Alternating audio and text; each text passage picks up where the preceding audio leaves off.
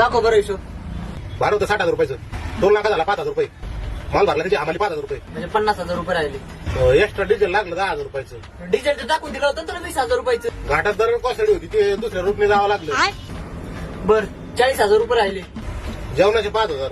जेवणाचे 5,000 रुपये. महागाई किती वाढली. हे तुमचे पैसे वाचवायला आम्ही सिगरेट सोडून बिडे पिऊ राहिलो. 35,000 रुपये राहिले. हो अजून गाडीचा हप्ता आहे 70,000 रुपये. ते 70,000 म्हणजे मला अजून बाकीचे पैसे कोणाकडे तरी उसने आणावं लागते. ते 35,000 रुपयाचं. टायर फुटले होते 2. त्याचे 30,000 रुपये लागले. काय बाबू आता काय खरं नाही माझं. बरे उरलेले 5,000 रुपये दे चल लवकर. घ्या मग 5चा हिशोब. त्या 5,000 रुपयात पण हिशोब. 2,000 रुपये टोल नाक्यावर किन्नर लोकांना द्यावं लागले. बरं बाकीचे 2,000 रुपये उरले असतील ना.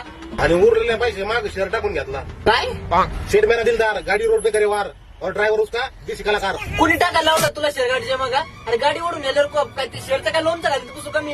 एक तर माझ्यावर किती खर्च झाले ते राहिलं बाजूला. एवढा विश्वास नाही करावं शेड आमच्यावर. रक्ताचं पाणी करून गाडी चालली तर पाहतो दुसरं ड्रायव्हर चाललो मी. बरं सॉरी चुकलं थांब. बरोबर थांबत तुम्ही म्हणता म्हणून. काहीतरी 100-500 तरी उरले असतील ना.